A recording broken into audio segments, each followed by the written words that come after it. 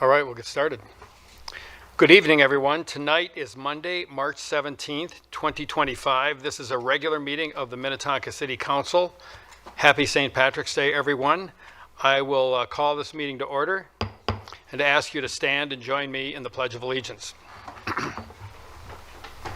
I pledge allegiance to the flag of the United States of America and to the republic for which it stands, one nation, under God, indivisible, with liberty and justice for all.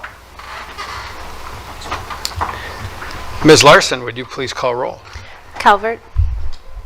Here. Romaley. Here. Coakley. Here. Shack. Here.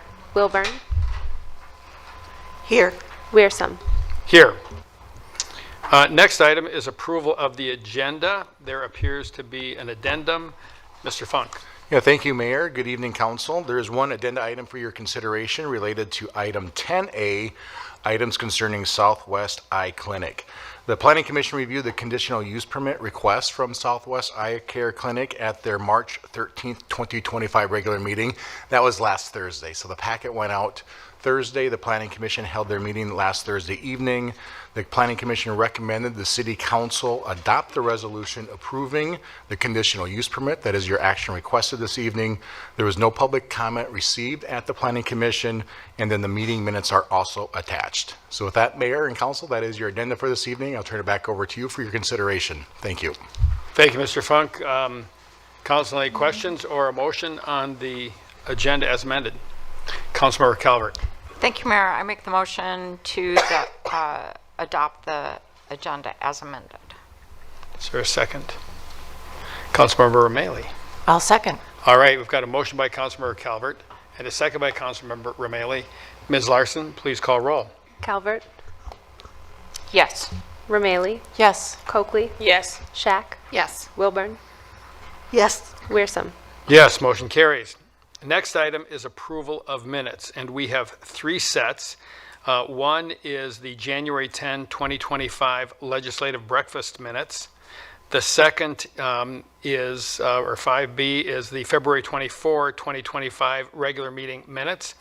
And the third is the March 3rd, 2025 regular meeting minutes. And I think we can do those all at the same time. Councilmember Calvert.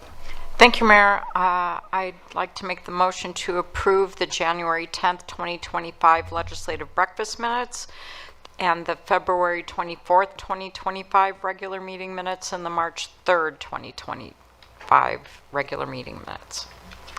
And is there a second? Councilmember Shack. Thank you, Mayor. I'll second. All right, we've got a motion by Councilmember Calvert and a second by Councilmember Shack. One quick comment. I did share a minor change to the minutes with Mr. Funk today. So and it was just a minor change. So with that, Ms. Larson, would you call roll? Calvert. Yes. Romaley. Yes. Coakley. Yes. Shack. Yes. Wilburn. Yes. Wearsome. Yes, motion carries. Next item is special matters, and we have no special matters tonight. And then the next item, item 7, is reports from the city manager and council members. So, Mr. Funk. Again, thank you, Mayor. Good evening, Council, and happy St. Patrick's Day to everyone. My wife's lineage is, bless you, my wife's lineage is Irish, so we are maybe celebrating it tonight, but happy St. Patty's Day to everyone. A couple things for your consideration this evening. One is related to the fire department. Recently, the Minnetonka Fire Department took the fastest fire and first responder team honor in Lung Association's local fight air climb. Our team here in Minnetonka climbed 53 flights of stairs in full gear and took first. So really proud of our team. They train really hard, as you know, and evident by the very good competition and results of a fun event, but it certainly raises awareness to the work that our staff and our team puts in fighting and serving on behalf of our residents. Also want to mention our natural resources staff presented to residents of the St. Albans Mill neighborhood on the restoration plans for Big Willow Park. So there's a big restoration project happening this year.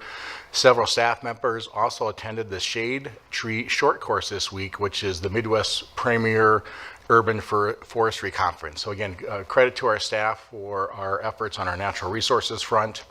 Also then want to mention the Minnetonka Business Council returns in 2025, and this is a really good partnership that was started last year with the Wayzata Area Chamber of Commerce. Myself and other staff members, mainly community development, and certainly members of our mayor and council participated in those meetings last year. The first Minnetonka Business Council is this week, March 19th, from 11:30 to 1 o'clock. No one needs to be a chamber member to attend. It is free, and this week we'll be covering the results of the business survey that was conducted by Ms. Wishnack in the Community Development Department. Mayor and Council, you'll receive those same results coming up when Peter Leatherman presents the annual survey results along with the business survey results. So a lot of good information coming up. And then grow your garden. So it is just a little plug for our community garden plot at Kelly Park. Minnetonka residents can reserve a 20-foot by 20-foot plot of garden for the 2025 season. There are some plots that remain, so anyone that's interested can reach out to any of our staff at the Marsh or our rec department. And I think, Mayor, you'll probably cover the state of the city, so we know we have that exciting event coming up this week. So certainly, Mayor, you'll touch on that. Then last I want to mention, and to my left, or as you're probably watching on camera, to your right perhaps, or my right, is our new city attorney, Eric Nelson.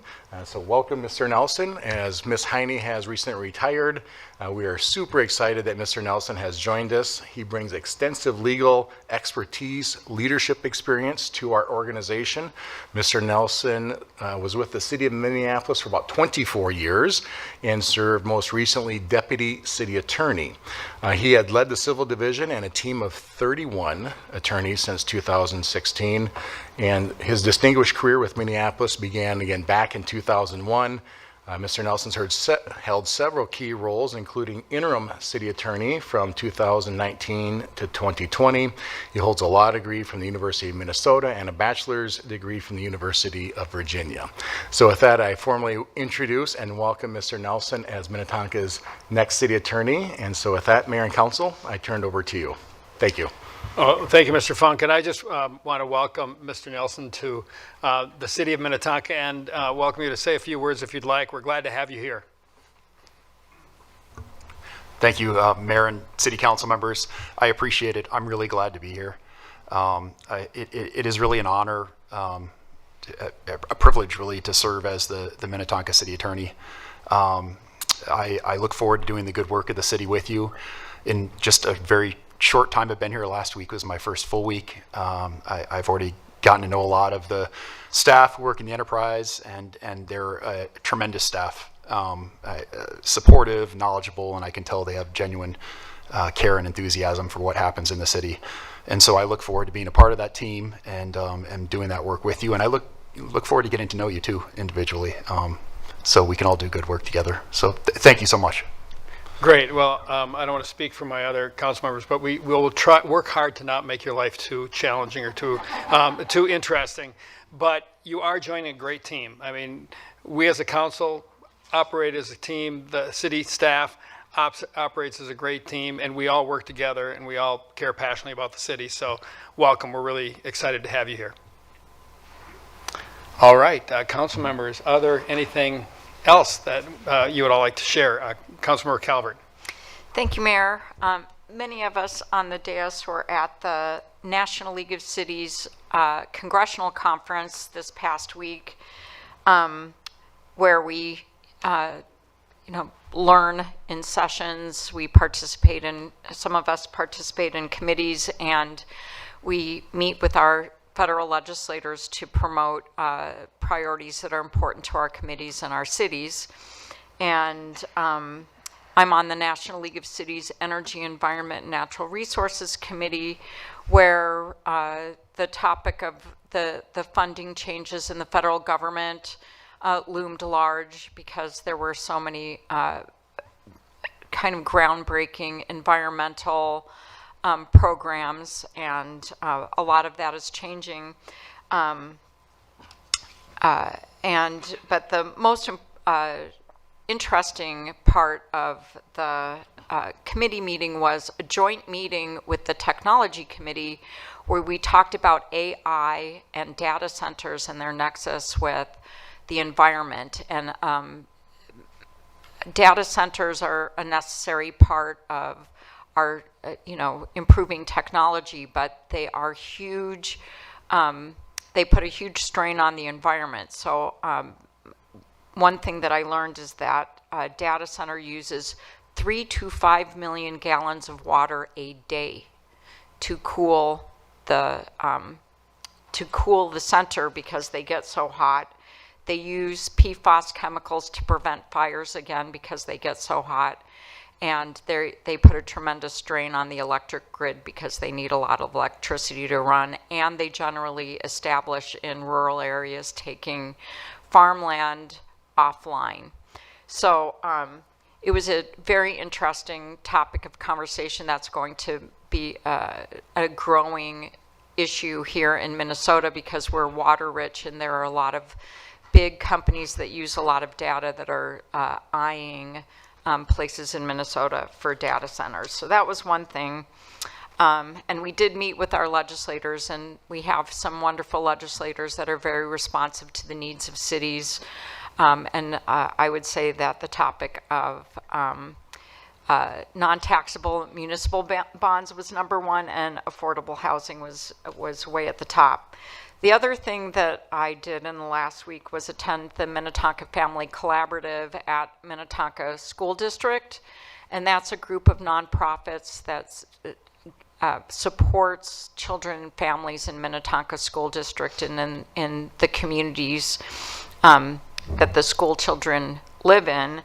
And the topic was, we had several speakers, and the topic had to do with the new approach to immigration and its effect on children in the school district and families and what some of them are experiencing. So it was very informative, and they're really trying to put the children first. And some of the children are experiencing some, I'd say, call it hazing, and threats, children getting threatened by their bosses, saying that they're going to deport their families if they don't do this or that. And I just really want to call, no matter what your political leanings are, we need to be kind to one another. And one of the reasons that I love being a part of City Council and attending things like the National League of Cities is the National League of Cities is nonpartisan. Thousands of municipal leaders from all over the country gather to do what's best for their communities, irrespective of their political views. And I just really think it's so important to approach things from a data-driven lens and not be hyperbolic or, make people that can't help their circumstances go through things just because we're being unkind. So I call upon people to call upon their better angels, and I feel very lucky to be a part of Minnetonka Family Collaborative because they do amazing work, from housing support to just academic tutoring to grief support, counseling, food insecurity work, all kinds of social work, and just really making sure that students and families of Minnetonka School District are surviving and thriving. So that's what I've got. Councilmember Shack. Thank you, Mayor. I know this seems like a long time ago, and so Councilmember Calvert probably slipped her mind, but we also spent some time at the Minnesota Capitol a couple weeks ago to talk with our legislators there about some of the bills that we're promoting and our bonding requests from the state. And I think it was, obviously there's challenging budget issues at the state as well, but it was very productive time well spent, and we were able to meet with all of the folks that represent the city of Minnetonka. So fingers crossed that we might get some progress. Hopefully, at minimum, some of our TIF requests will be approved, and that's an important one that doesn't cost the state anything, so we're going to continue to push for that. And I also want to take a moment to welcome Mr. Nilsson very excited to have him here, and I'm committed to making your life as easy as possible. So thank you. Talk is cheap. Yes, Councilmember Coakley. Thank you, Mayor. I just want to say on Sunday, I got a chance to participate in a speaking engagement with a group of folks that are just coming together to talk about housing and to talk about how we can work on housing issues across the state of Minnesota. And so it was a really good group of folks there, just really committed to doing the work. And it was good to see that so many people really care about affordable housing, zoning, different styles of housing, different places where we can have houses located at, and you know, heard some really good stories around, but they were good stories, but also what people had to go through to try to get housing. And so I was able to share my story about how I moved to Minnetonka in 2008 and the program that I purchased my home through, but also was able to tie it back to, you know, young people. I know a couple of my nephew live in St. Louis Park paying $1,500. He's 23 years old. My my friend's daughter lives in Brooklyn Park paying $1,800, and we're talking about young people. And so I know that we're addressing housing in our city, so I just really want to always lift that up, because as I just stated, housing is getting more and more expensive, and we're talking about for young people. Elders are getting pushed out of their homes, and so with the prices of taxes, and then some on fixed incomes, and so it's really good to have organizations really out there speaking up about why it's so important that Minnetonka and the state continue to work on affordable housing and to really address some of the issues. And I know that we're doing good work in our city, but again, there are a lot of folks out there who are really making sure that we keep pushing forward with that. So thank you. Thank you, Councilmember Coakley. Councilmember Romali. Thank you, Mayor. Like most of the rest of us on this dais, I was also at the National League of Cities Congressional Conference, and I'm a new member of the NLC's Community Economic Development Committee.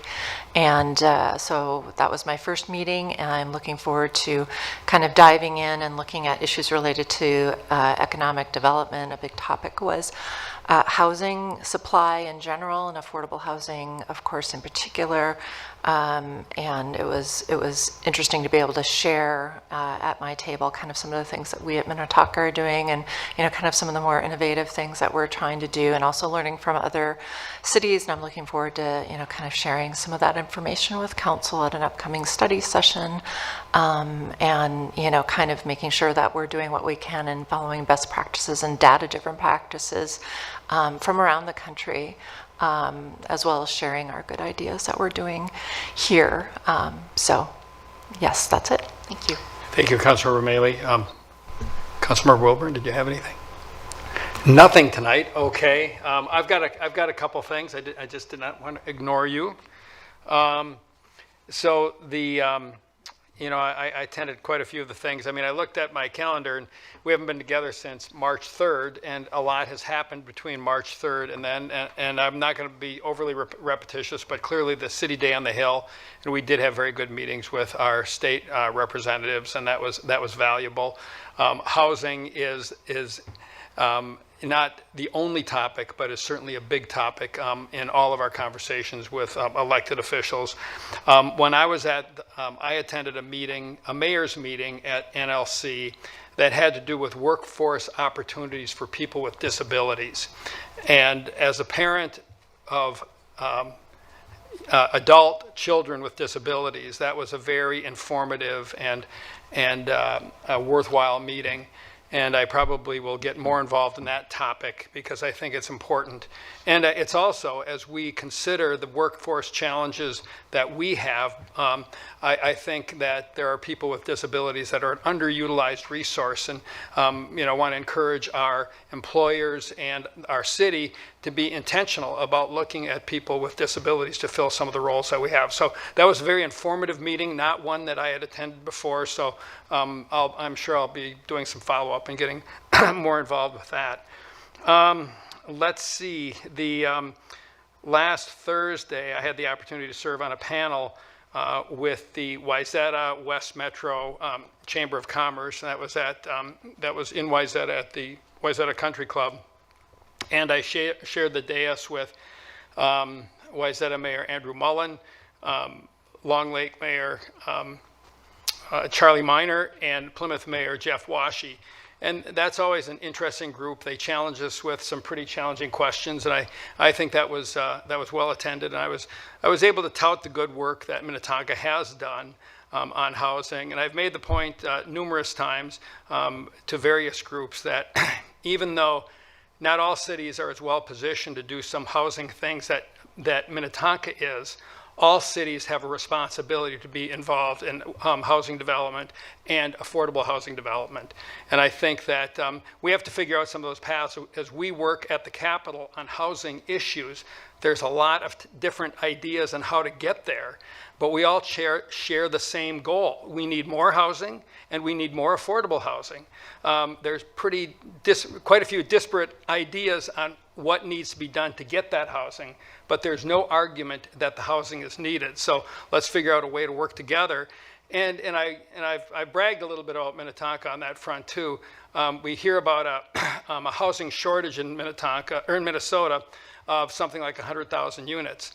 And I've extrapolated the housing development that we've had in Minnetonka. And we represent less than 1% of the state. If you multiply our success times a number like 100 or greater, we would not have 100,000 shortage. In fact, we would not have a shortage.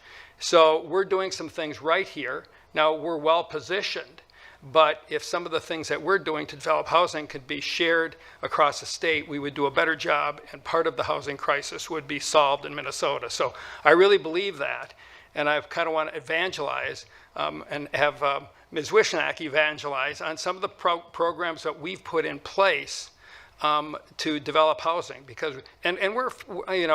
we're very well situated, and not every city is as well situated. We have to understand that. Not every city can do what Minnetonka has done, and frankly, having a light rail line coming to Minnetonka has driven a lot of housing development, and not every city in the state can say that. But still, realistically, we've been innovative, and we've put together some programs that drive the development of housing and affordable housing.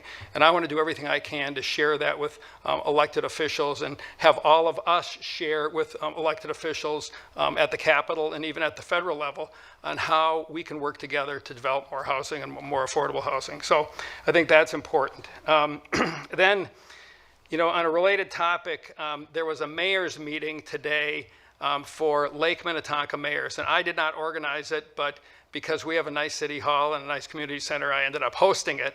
But Tom Fletcher, who is the mayor of Greenwood, called together the Lake Minnetonka mayors. And we got together and met with Senator Ann Johnson Stewart to just review some of the issues that are at the Capitol and our concerns as mayors. And that was a productive meeting.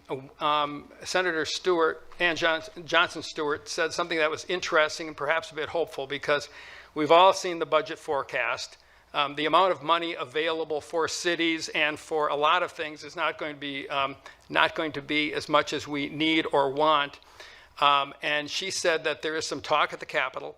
It's not a done deal by any means, but looking at bonding for the biennium, not just for 1 year, to maybe create some more funds available in the near term. I don't know if that's going anywhere. That might just be, I'm maybe sharing a rumor, or maybe I shouldn't have said anything at all. But I thought I'm encouraged by the fact that there are some creative solutions that are being considered and attempted in a very challenging legislative session with it so closely divided between Republicans and Democrats. And, we're going to have to work together, knock on wood, let's see if we can do it. So anyway, that's what I've got, but a lot's happened in the last couple of weeks. So that takes me to item 8, which is citizens wishing to discuss matters not on the agenda.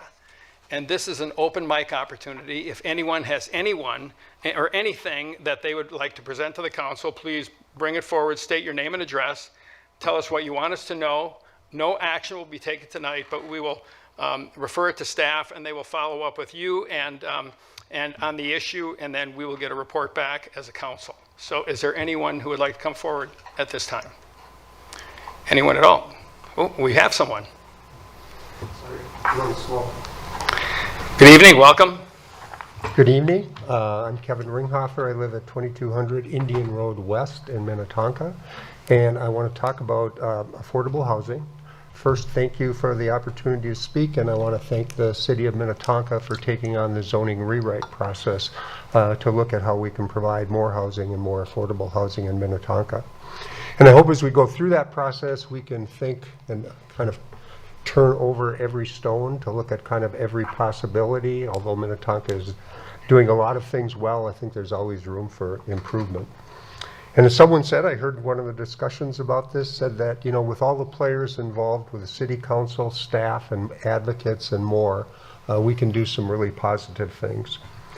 I ask you to consider allowing the state to be a player in that with some of the legislation, and support the state in creating legislation that is statewide to increase housing. Local control is important, and I agree with that. And I hope the bills going through the legislature in this session have tried to take into account some of the concerns that were expressed in the last session about local control. But I do want to add that local control has been used in ways to advance discrimination and discriminatory practices in housing. And that has continued for a long time. And I think by allowing the state, with some of the bills that it's looking, will eliminate that, not eliminate that, but lessen it in many areas of the state. I think we may be able to do things here well in Minnetonka, but it may be difficult in other places, and they may need that assistance. And Mayor, as you said, we're doing a better job of producing housing than are some of the other places in the state, and they may need this push. They may need this to stop the discriminatory practices, but also to increase the housing. I think it can also be better for Minnetonka. It might allow the state to do some lifting that doesn't have to be done at the local level, and lessen some of the contentious situations and the opportunities that do come about to create affordable housing. And I think it can be better for the whole state in terms of encouraging other places to lessen the discriminatory practices and to increase housing.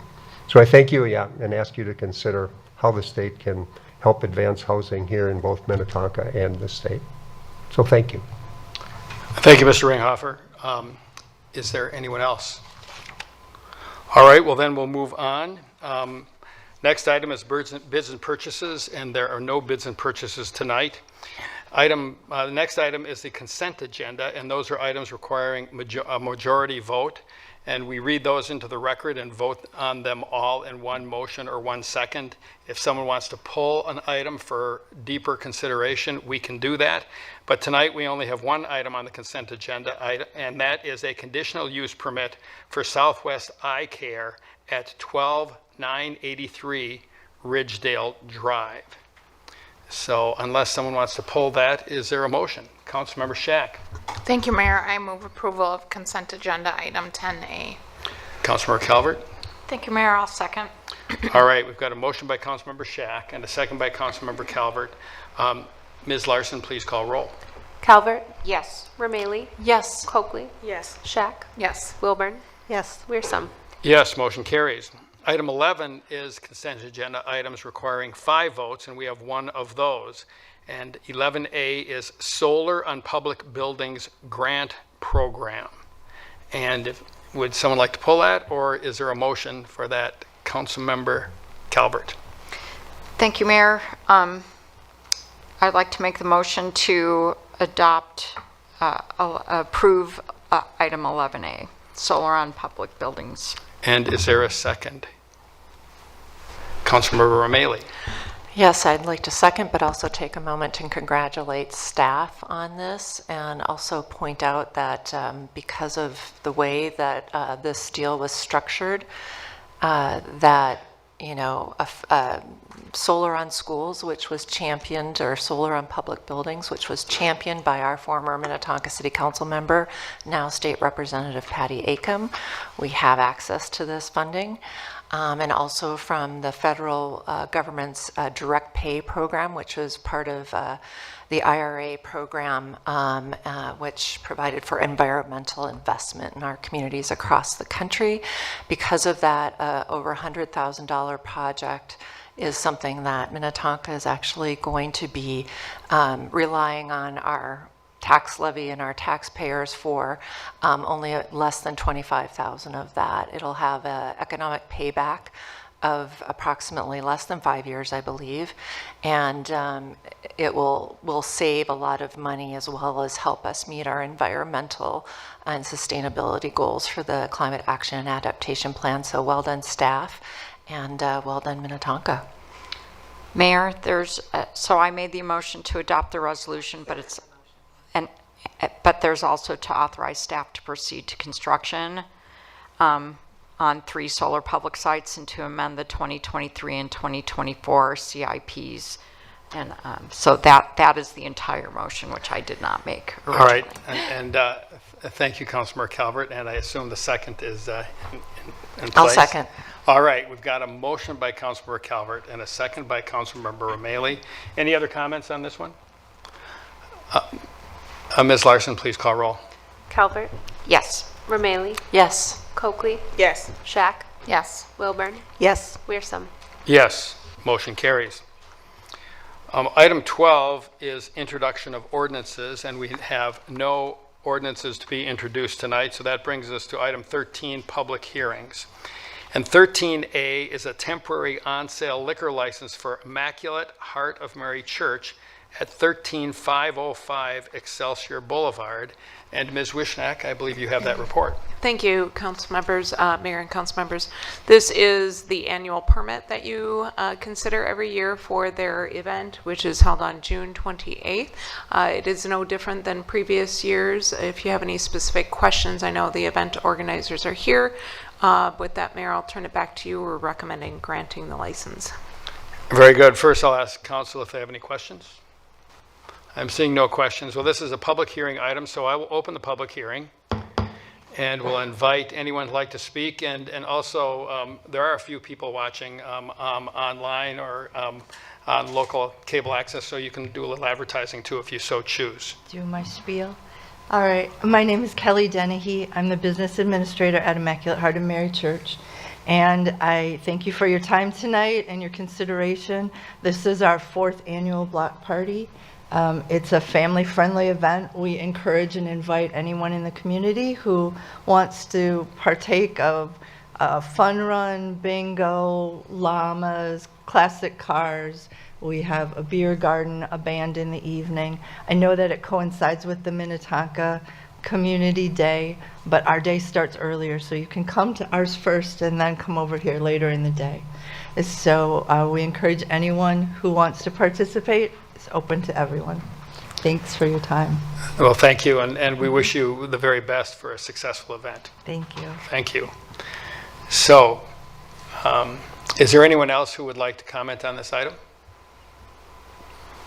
Seeing no one, I will close the public hearing, and I will bring it back to the council for comments or a vote. Councilmember Calvert. Well, we're happy to support this effort, and I'm sure it'll be a great event, so I encourage people to go, and I'd like to make the motion to grant the license for the temporary on-sale liquor license for Immaculate Heart of Mary. All right, is there a second? Councilmember Shack? Thank you, Mayor. Sorry.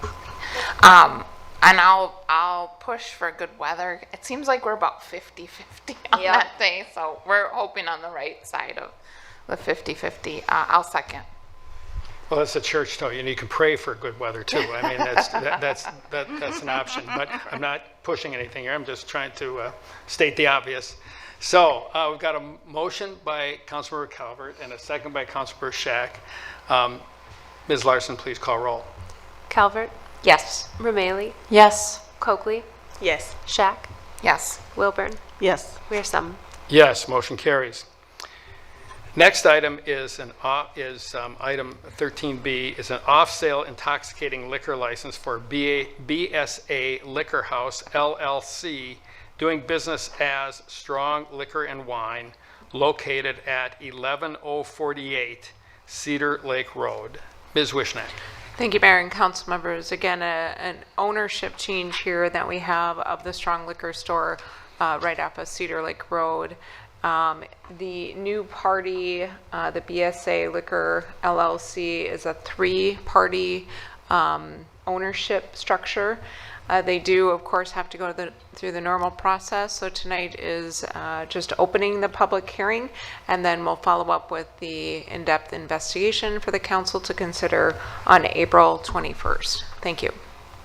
Thank you, Ms. Wishnak. Council, any questions on this item? It's pretty routine, I think.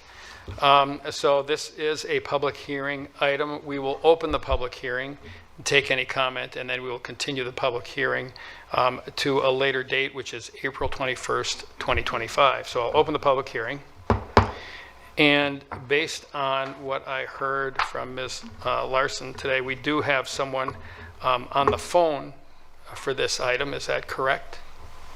Ms. Wishnak? So the public hearing is open, and if the technicians can make the person who would like to speak to us bring him forward on the phone, that would be great, and we'll listen to what he has to say, or he or she has to say, excuse me.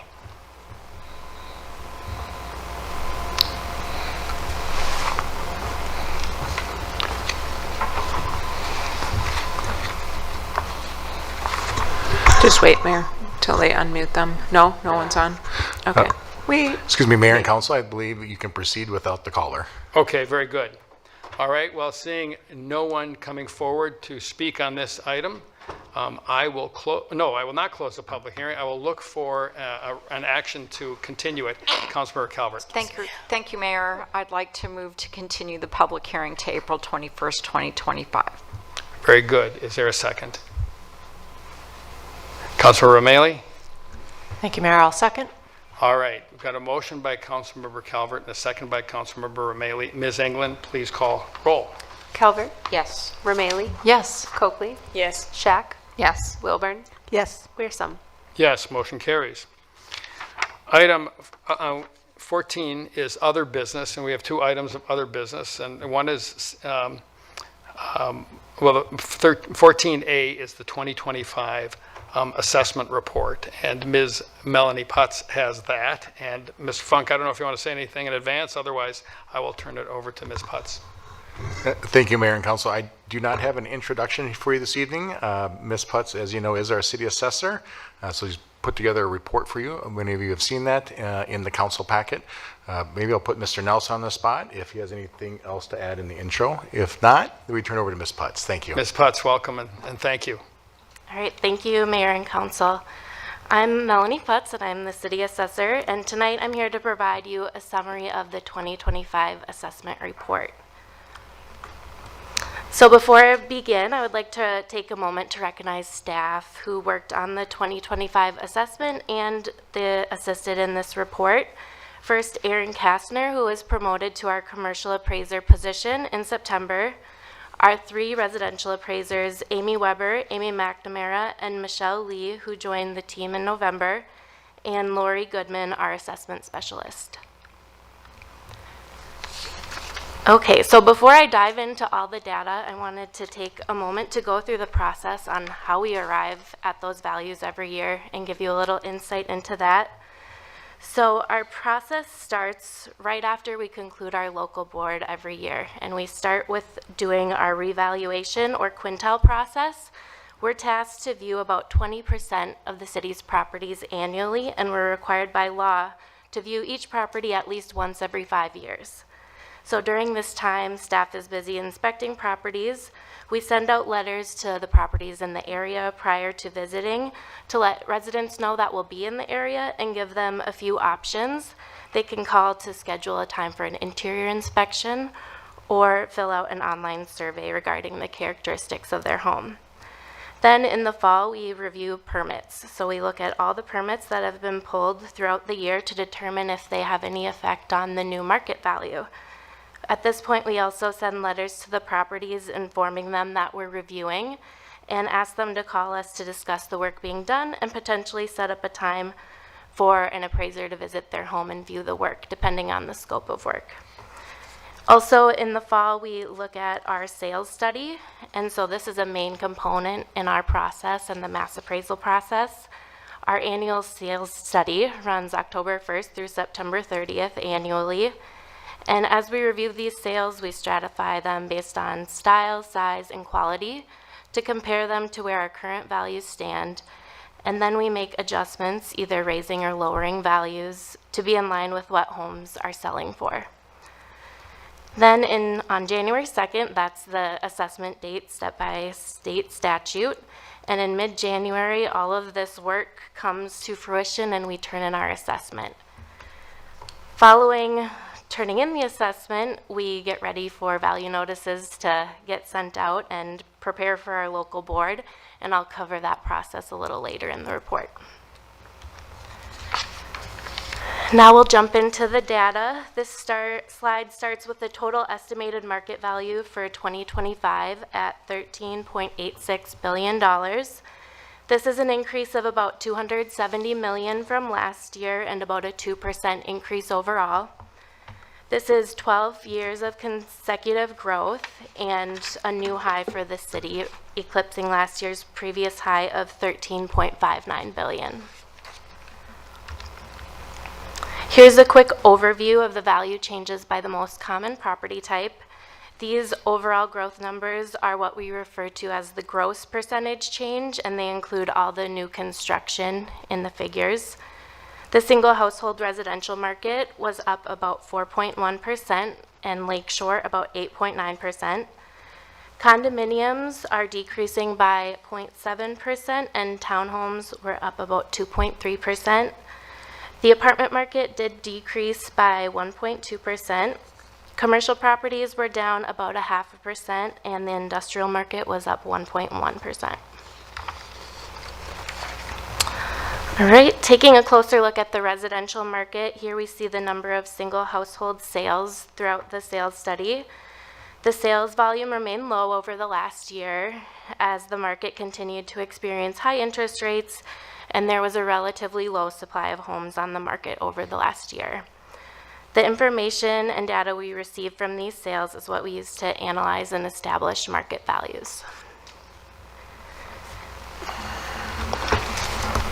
This chart illustrates the inventory of single household homes by sale price, referring to the sales on the previous slide. So only 1% of homes throughout the city sold for less than $300,000 this year, and about 20% sold between $300,000 and $450,000. So we have 21% less than $450,000 overall. Then properties over $450,000, we have comprised the rest of the sales, 79%. And looking at the sales that took place for this assessment, 33% sold for over $700,000. Next, we'll look at the median home value. So this chart shows the 10-year history of the single household home, and with the 2025 median value increasing to $521,300, shows us a positive sign that our residential market remains strong. Here we have a 3-year comparison with how we are performing compared to our surrounding communities. These numbers reflect the net growth, where most of the report is looking at gross change, so they do not include new construction data. In other words, they show the movement of existing single household homes. So the residential increase of Minnetonka was 3.3% for the 2025. This is the highest of our neighboring communities. With the exception of Bloomington, all of the cities were within 1%.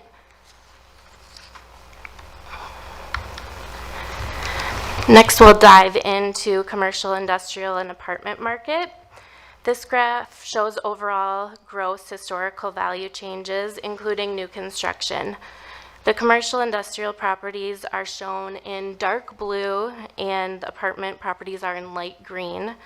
As we see here, the combined commercial industrial properties shows slight decrease, it's 0.2%, and then the apartment market decreased at 1.22%. Here we look at the commercial industrial market kind of by sector. The office market was down 3.2% overall, with many companies working hybrid or remote. Less office space has been needed than previously before the pandemic. So many companies have reduced the amount of space they occupy, resulting in higher vacancy rates throughout not only Minnetonka, but the metro. The industrial market continues to increase with moderate growth as rents remain high and vacancies remain low. And our retail market continues to be a strong sector of our commercial market at 4.35% growth. Here we'll see the net commercial change as compared to the surrounding suburbs. The net change for Minnetonka of negative 0.6% is still above the average of the surrounding cities of negative 1.2%. This can vary from year to year as each city is impacted differently depending on the makeup of their commercial properties. Another important function of our office is handling the tax court appeals. The most recent statistics available are for the 2023 values, taxes payable in 2024. As you see, the 2023 pay 24 had a consistent number, 67, stayed the same from last year, of petitions filed. However, the total value in those petitions increased to almost 1.8 billion. In the calendar year 2024, staff closed out 70 cases, and that compares to 99 the previous year. The number of closed cases can fluctuate quite a bit annually based on the tax court calendar and staff's proactive approach to working with attorneys and property owners. Now we'll take a look at how the values that we set correlates to the tax capacity. This chart shows who bears the burden of the taxes of each sector. So looking at the two charts, we see that residential properties make up about 72% of the total market value of the city. However, their tax burden is only 63%. This is because they have a lower tax capacity rate compared to commercial industrial properties. Similarly, although the commercial industrial properties only make up 15% of the total city's value, their tax burden is 25% due to the higher tax capacity rate set by state legislature. The tax capacity by property class can change annually based on changes in growth of different property classes and can also be affected by property tax law changes. Now we'll go through the appeals process, which is kind of where we're at right now in our assessment year. So once a property owners receive their value and classification notice, if they have any questions, the first step is to contact staff. The majority of concerns can be resolved through this informal review. If the property owner isn't satisfied by staff's decision, they have the option to appeal to the local board of equalization. And the local board at Minnetonka is all of you as city council acting as our local board. They typically consist of 2 meetings. In the first meeting, consists of reading into the record all the taxpayers who wish to appeal their property value, and the local board also approves any uncontested changes that require board action. At the second meeting, or reconvene, the local board will make decisions on those values still being contested. Our local board looks to appointed real estate professionals who visit the properties between the two meetings to advise them in the decision-making process. If the property owner is not satisfied by the decision of the local board, they may appeal to the Hennepin County Board of Appeal and Equalization. However, they must first appeal at the local level prior to being heard at the county. If the property owner isn't satisfied with the result of the county board, they do reserve their right to appeal in the Minnesota Tax Court up till April 30th, the year taxes are due. So the option to appeal the 2025 value through tax court ends April 30th of 2026. Here's a quick glance of an example of a value notice generated and sent by our office. This informs a property owner of the market value and classification of their property as of January 2nd, 2025. This is the value that will be used to generate their tax bill next year, and it informs the property owner of the dates and methods of appeal that I just mentioned. And here is an example of a prior year tax bill. These are mailed by Hennepin County in March, and the taxes you see are based on the previous year's value sent last March. The only appeal in this case would be to the Minnesota Tax Court. This calendar highlights some important dates for the 2025 assessment, and I'll highlight the ones coming up. March 28th is our requested deadline for property owners to file a formal appeal to the local board, and then the local board will meet April 7th. If we need to reconvene, that would meet on April 21st. April 30th is the last day for property owners to file tax court petitions for the last year's assessment. And then June 16th is the beginning of the Hennepin County Board of Appeal and Equalization. I do want to highlight a few legislative changes that actually went in place last year, but they're impacting the 2025 taxes. First is the homestead market value exclusion that was modified. The homestead market value used to phase out at $413,800, and last year's values increased to $517,200. So this will be the first year that it is impacting taxes. And then there are new tax capacity rates that were changed at legislature. The first is Class 4D1, low income rental classification, that has a new tax capacity rate of 0.25% for any that qualify. Previously, the first $100,000 in value per unit was set at 0.75%, and then value over the $100,000 per unit was at 0.25%. Now it's all at the 0.25%.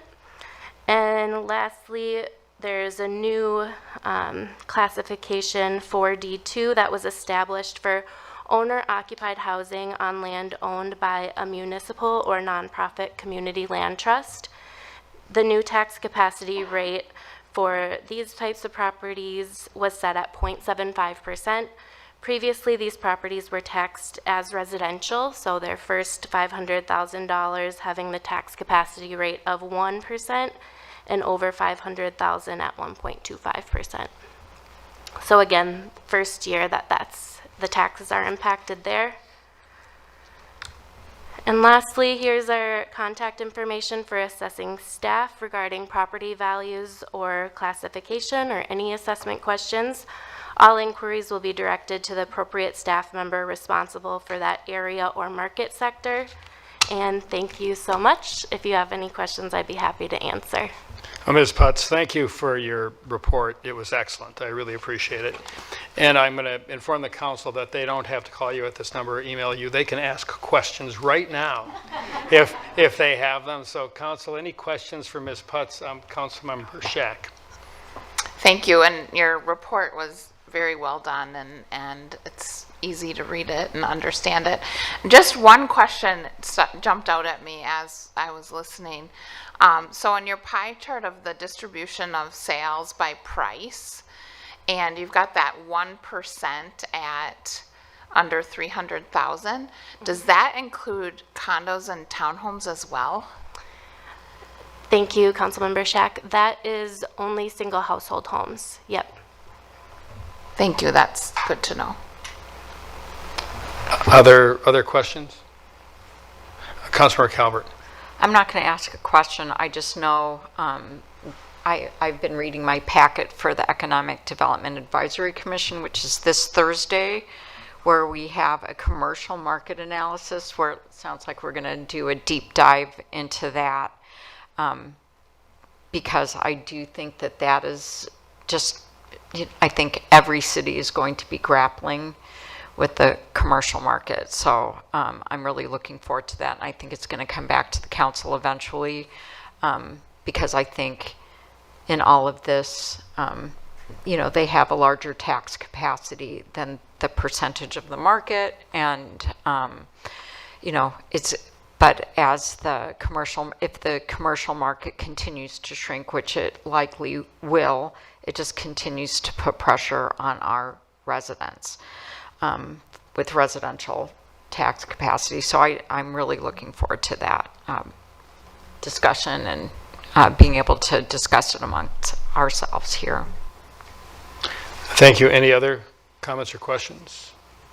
I just wanted to highlight what Ms. Putz talked about, the new tax rate for land trust homes. Because, when you own a land trust home, you don't own the land. You own the home. And historically, prior to this tax change, people who owned a land trust home and not the land were taxed based upon the value of the home, including the land. So they were actually taxed on a portion of what they don't own. So this improvement by the state legislature is good. I personally don't believe it goes far enough, because it reduces the effective tax rate for most land trust homes by 25%, which is not insignificant, but the land represents a greater proportion of the total value than 25%. So I think there's more work to do there, but I'm pleased that there's a recognition that land trust homes are different and should be treated differently, and I'm hopeful that greater changes can be made. So I think it's a move in the right direction, but I'll also say that I don't believe it's enough of a move, because I think that people who live in land trust homes, and we support community land trusts through WALT and other programs, we want to make sure that they're equitable and fair to the people who live there. So I think that's just something that I want to mention to make people aware of it. It's a good program, but I think the taxation could be better. So anything else, council? So we have to accept the assessment report, correct? So is there a motion, Councilmember Calvert? It looks like you want to make that motion. Yeah, I'd like to make a motion to accept the assessment report. And is there a second, Councilmember Shack? Thank you, Mayor. I'll second. All right, we've got a motion by Councilmember Calvert and a second by Councilmember Shack. And again, thank you to our assessment team and Ms. Putz, excellent report, but I know that's a team effort, so thank you. So Ms. Larson, would you please call roll? Calvert, Yes. Rameli, Yes. Coakley, Yes. Shack, Yes. Wilburn, Yes. Wearsum. Yes, motion carries. So that brings us to item 14B, which is Villas at Chasewood HIA Development Agreement. And Ms. Wishnack, that's your report. Thank you, Mayor and council members. This is, you've seen these slides before, so don't think that you haven't, but I want to go over it because it's been a few months since you've seen them. So what we're talking about tonight is the housing improvement area for Chasewood area and the villas. And what happened is this development was built in 1989. It's 21 buildings in size. And there were a lot of building deficiencies noticed in these 188 units of housing. And we talked about there being issues with ineligibility for financing, that sort of thing. There were all kinds of challenges that this HOA was facing. So the city council had a public hearing in January. At that meeting, and again, here are the steps that maybe get a little bit fuzzy. At that meeting, you did the public hearing to adopt the fee resolution. And in that fee resolution, you kind of established the exact fee for each home and what they're going to be paying. The effective date of that ordinance was February 27th. And the reason that's important is there's a waiting period for the city council or the city to let folks decide whether or not they want to appeal.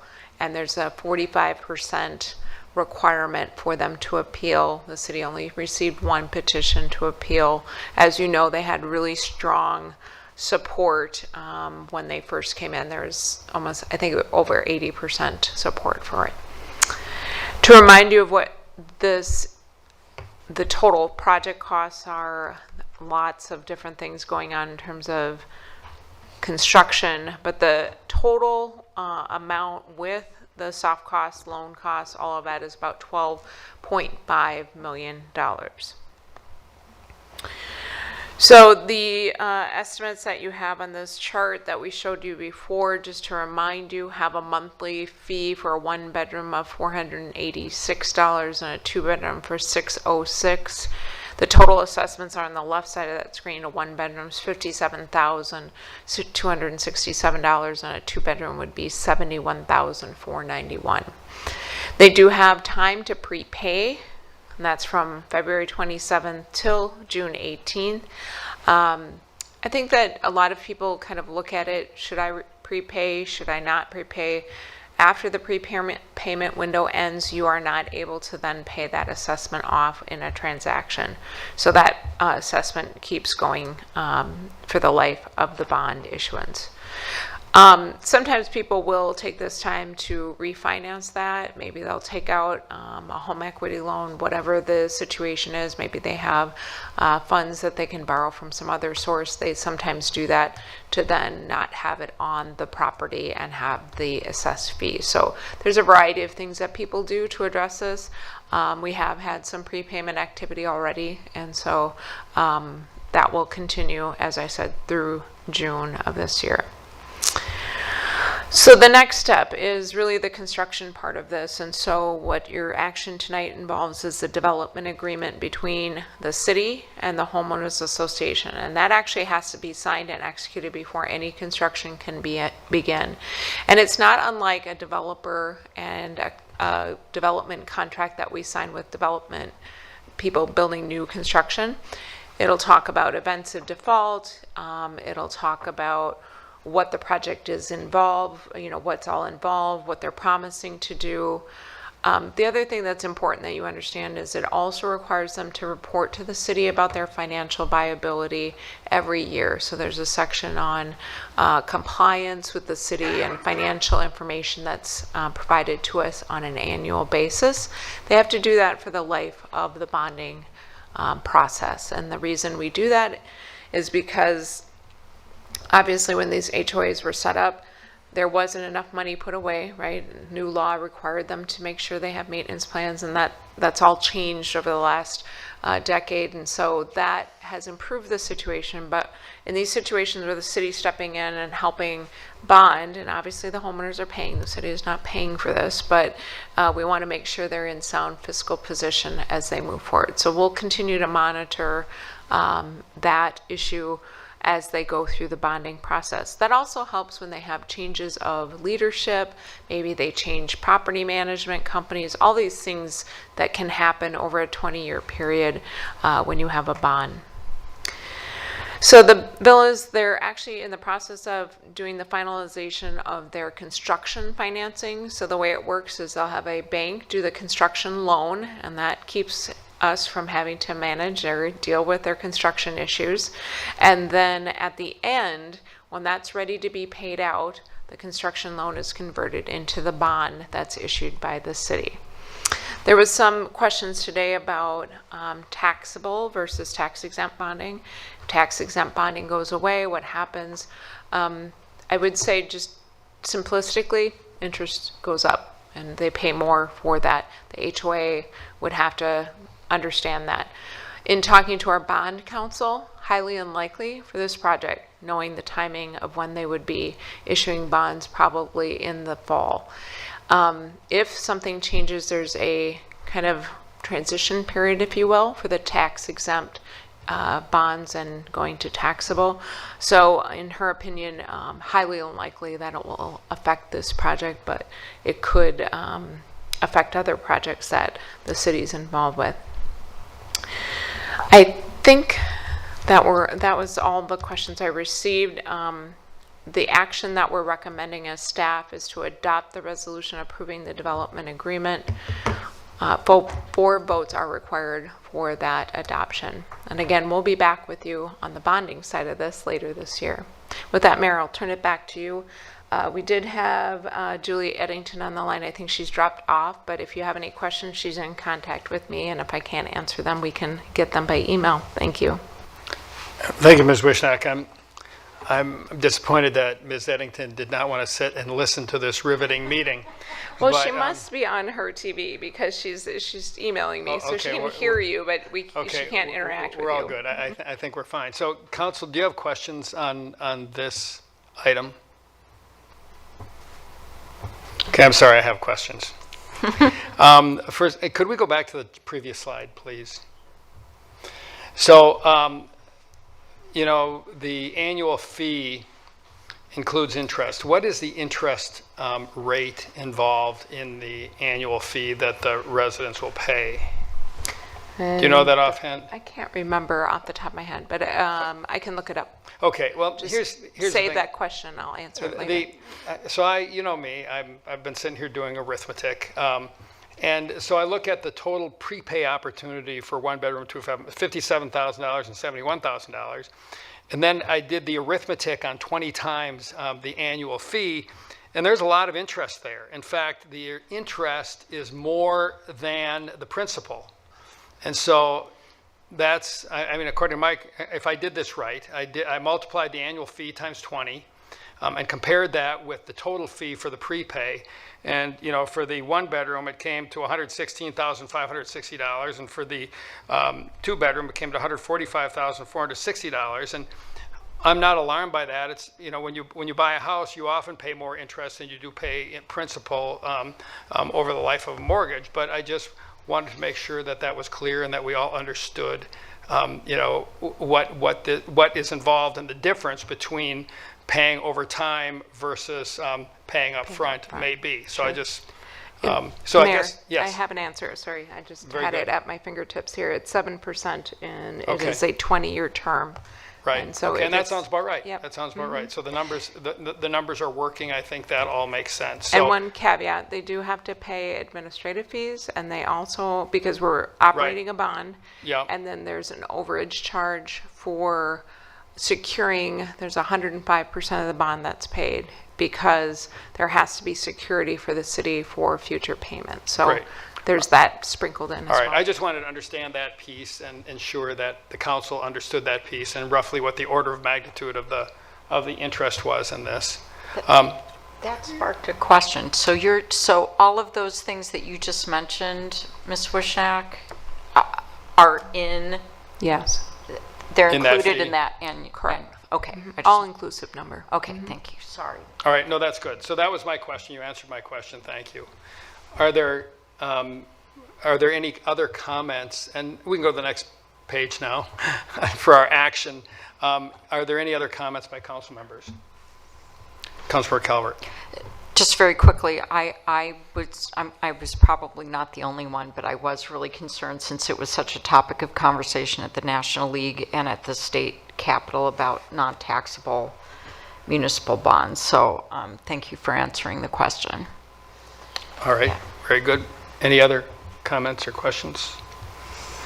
I have one, again, sorry. You know, this is the third of these I've done in my time as a council member. We did the one along Cedar Lake Road, we did the one with Cloud 9, and now this one. And, you know, it's really unfortunate that a property gets in this position, but I'm really proud of our city for being innovative and stepping up. I don't know how many other cities in the state are doing HIAs. But essentially what we're doing here, this is 188 units of affordable housing that is being saved through innovative programs. Now, it's not cheap. It's not cheap for the residents. One could argue, gee, that affordable housing is no longer as affordable as it once was, but this housing would go away. And if these buildings were scraped, and that was basically the other option, do you believe that there would be 188 units of affordable housing put in its place? And I'm pretty sure the answer to that is no. So when I've been in a lot of housing meetings with different city groups, I brag about this. I talk about this needs to be part of one of the tools in our toolbox to save affordable housing, because housing is so expensive. We proved that at Mills Church. Housing is so expensive. If we can save affordable housing and save naturally occurring affordable housing, we are going to save tens of millions, perhaps hundreds of millions of dollars, and we need to increase the supply of affordable housing. So I'm really proud of this. I'm going to also, maybe I'm wearing my evangelist hat a little bit too much, but I really think it's important that we share this story and help other cities look to ways that they can save housing through this innovative concept. And I think I take my hats off to our staff for bringing this to us a long time ago. So I'm definitely in support. So if someone would like to make a motion, go ahead, Councilmember O'Malley. I'll make the motion, but I'd also, your comments sparked a thought that I just wanted to make sure that, again, congratulating staff, but also making sure that our residents understand that this is a cost neutral, kind of project for us. We are helping out, this development, but ultimately this is a loan that will be paid back to the city, and that it incorporates also some consulting fees, and so kind of our staff time and efforts for this, so that this is something that is revenue neutral for the city's tax base. So with that, I will make the motion to adopt the resolution approving the development agreement. Is there a second? Councilmember Shack. Thank you, Mayor. I'll second. All right, we've got a motion by Councilmember O'Malley, a second by Councilmember Shack. Ms. Larson, please call roll. Calvert, Yes. Romalee, Yes. Coakley, Yes. Shack, Yes. Wilburn, Yes. Wearsome. Yes, motion carries. That brings us to item 15, appointments and reappointments. We have no appointments and reappointments tonight, so item 16 is adjournment. Is there a motion, Councilmember Wilburn? I move adjournment. Is there a second? Councilmember Romalee. I'll second. All right, we've got a motion by Councilmember Wilburn and a second by Councilmember Romalee. All in favor say aye. Aye. We are adjourned.